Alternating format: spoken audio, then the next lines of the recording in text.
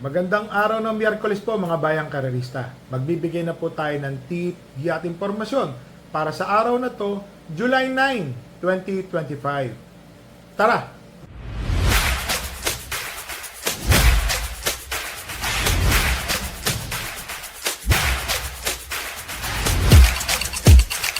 So mga bayang karerista, kung mapapansin nyo po, ngayon po gaganapin ang winner take all carry over.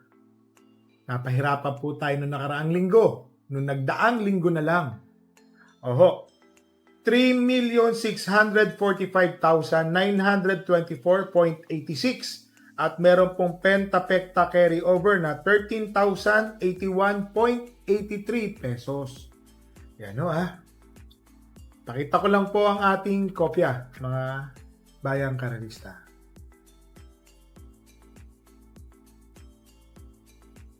Kung mapapansin nyo po, may kakapalan po ang lineup. Race number 1 pa lang, 14 runners na. Race number 1, ito po ang simula ng winner take all carryover Ang start time po ng karera ay sa ganap na alas 5 ng hapon. Kaya mas maya-advise ko po sa inyo, agahan na po nating tumaya or magpunta sa mga ating paboritong off-track betting stations, mga bayang karerista Race number 1, 3-year-old and above maiden race placers, 1,400 meters. Full gate po, 14 runners. First choice, entry number 10, Queen Marchesa. Bakit to?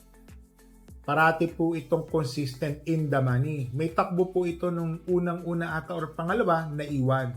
Sumunod na kasabay, sharpshooter din po ang kalaban. Sa tingin ko po ngayon, mag-uumento pa ho si Kabayo. Tingin ko ho, malaki po ang panalo ni Queen Marchesa. Second choice, entry number 13, Mystic Jude, Pubs M. Caballejo. Tingin ko po, malaki rin po ang panalo. Ito hong kabayo na to, malalakas lang po ang nakakalaban. Alam ko, sila Calculus po ang nakakalaban nito. Sa ngayon, medyo sabihin na natin gumaan ng laban.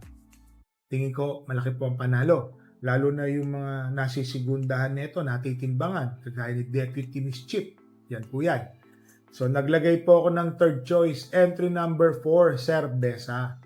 Etong si Cerveza, ang laki po ng improvement nito, mga bayang karalista. Bakit na naman? Nag-1.27 na po ang kanyang tiyempo. Tingin ko ho, malaki pong umento po yun from 129, 127, yun po yun. Tingin ko po, may laki rin po ang panalo. Pero dahil race number 1 to, magmadami po tayo dito. So dito po sa race number 1, first choice, entry number 10, Queen Marchesa. Second choice, entry number 13, Mystic Jude. Third choice, entry number 4, Cerveza. Meron pa rin ng mga may panalo rito, mga bayang karalista. So dagdag po tayo dyan. Iba na ho yung makaka 1 point agad tayo. So dito na tayo sa race number 2, rating 5 non-placer, 1,200 meters, 8 runners. First choice, entry number 8, Blown Away. Baka siya po ang makinabang sa mga matutulin dito. Siya po ang tingin ko pwede na nung sumunod na malapit. Si Blown Away po, mga bayang karalista, Love Julieta, 52 kilograms. Tingin ko ho, malaki po ang panalo. Second choice, matuling kabayo, entry number 5, Winsome Maxine. Etong si Winsome Maxine, mga bayang karalista, pag napabayaan po ito sa unahan, maganda po ang pinakita nito nung linggo po ata nagdaan or nakita ko po yan. Bandera-bandera, nakipag one-on-one po siya So sa tingin ko po, pag napabayaan po ito, may pagka-pastak pa naman ng pista, baka makaiktad, makalayo, tumapos. Malaki po ang panalo, diado. So dito po sa race number 2, first choice, entry number 8, Blown Away. Second choice, entry number 5, Winsome Maxine. So dito na tayo sa race number 3, rating 11 to 15 split, 1,200 meters, 8 runners. First choice, entry number 3, Autumn Shower. Jeffrey Tagulaw Sarate ang sasakay. Tingin ko ho, lamang po yan. Para sa akin si Autumn Shower po, meron po itong 1.13 sa 1,200 meters. Ilang beses na rin po ito napanalo ni Nelson Uy, ni Jackie. Tingin ko ngayon Sarate, tingin ko malaki po ang panalo. Second choice, entry number 7, Warhammer. Nakababa po sa laban, mga bayang karalista, si Warhammer. Rating 11 to 15 na po ito. Rating 14. Ito pong si Warhammer. Dati hong nag-uuno 26 po ito sa 1,400 meters. Tingin ko ho, malaki po ang panalo. Malamang, dihado pa rin ho ito. Third choice, entry number 2. Matuling kabayo, Super Tatiana. Dan El Camaniero. Tingin ko, pag ito pinabayaan sa unahan, kaya hong tumapos ng karera. Lalo na ho, recently, nanalo po ito ng ang tiyempo ay 1:13. So dito sa race number 3, first choice, entry number 3, Autumn Shower. Second choice, entry number 7, Warhammer. Third choice, entry number 2, Super Tatiana. Dito na tayo sa race number 4, rating 6 to 10. Split, 1,200 meters, 8 runners. First choice, entry number 4, Rule the World. Pabs M. Caballejo. Itong si Rule the World, mababa rin po sa laban. Iba po ang kinakalaban. Mukhang nakatagpo po ito dito. Tingin ko ho, malaki po ang panalo. Manonood lang to ng tersero o kwarto pwestong malapit. Habang nag-aabulan po sa unahan, ang dami yung matulin dito mga bayang karerista. Sample ko lang po. Entry number 2, entry number 5, entry number 6, at yung entry number 7, Mellifluous. Nagbabalik pista pala. Tingin ko ho, yan po yung mga magkakanaan sa unahan. Sama na rin natin si Caraga Wonder. So, entry number 4, first choice. Second choice, Matuling Kabayo. Entry number 5, Tokyo Rumba. Etong si Tokyo Rumba, consistent naman to na nandoon sa unahan. So, naabutan naman lang nila to sa mga last 50 or 100 meters saka sila nagdatatingan. Kung sakaling makaka-solo ere po ito, tingin ko ho, malaki po ang panalo ni Tokyo Rumba. Malamang, dihado po ito. So, dito po sa race number 4, first choice, entry number 4, Rule the World. Second choice, entry number 5, Tokyo Rumba.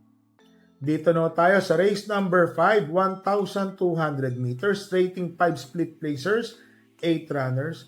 First choice, entry number 6, Crown Jewel, A.R. Ramos. Etong si Crown Jewel, kung napapansin po natin, nandoon na po siya.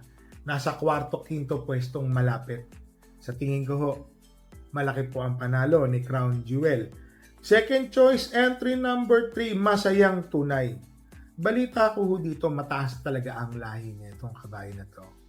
Nakikita po natin yan sa mga daso kung kanino pong palahi ito.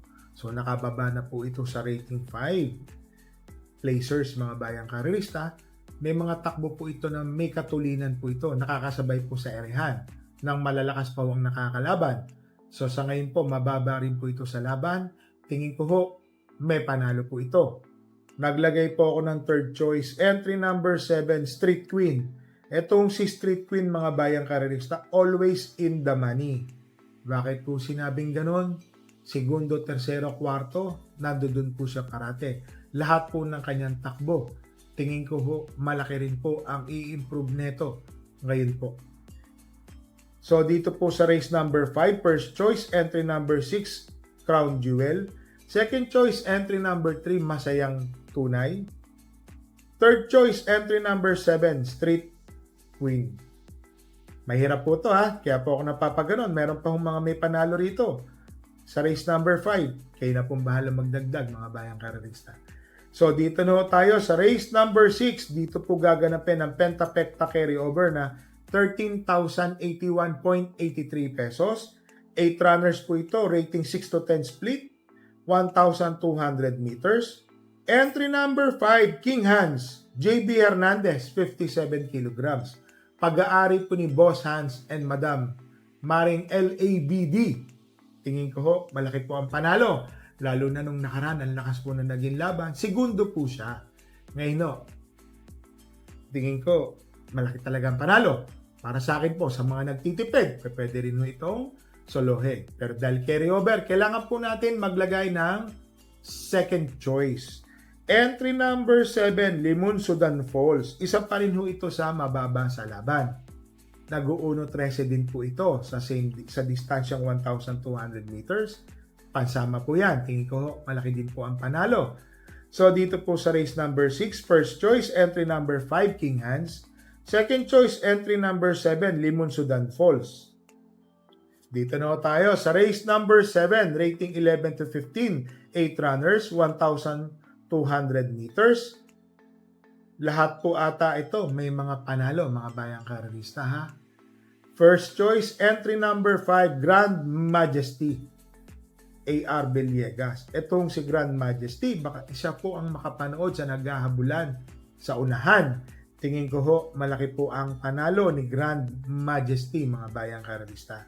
Second choice, entry number 6, Antonio de la Mugis. Alam ko ho, galing ho ito sa segundo o tersero. Bumulaga po ito sa rekta nasa balya. Inabutan po siya sa labas. Dihado po si Antonio de la Mugis na metahan po siya. Yan o Tingin ko ho, dahil sa carryover, magandang dihado po ito ngayon. Third choice, entry number 1, Bad Boy MJ. Pati Dilema na po ang papatong. Nasa karerahan po ako noong nagdaang linggo. Biyernes pala, tumakbo si Bad Boy MJ. So, napanood po natin yung diskarte ni Bad Boy MJ. Talagang masyadong magaling pa yung nasa unahan. Hinahabol niya ng pilit, ang distansya naman nun, same distance din po. Pero kung mapapansin nyo, talagang siya na po ang humabol. Ngayon po, tingin ko, malaki po ang panalo ni Bad Boy MJ.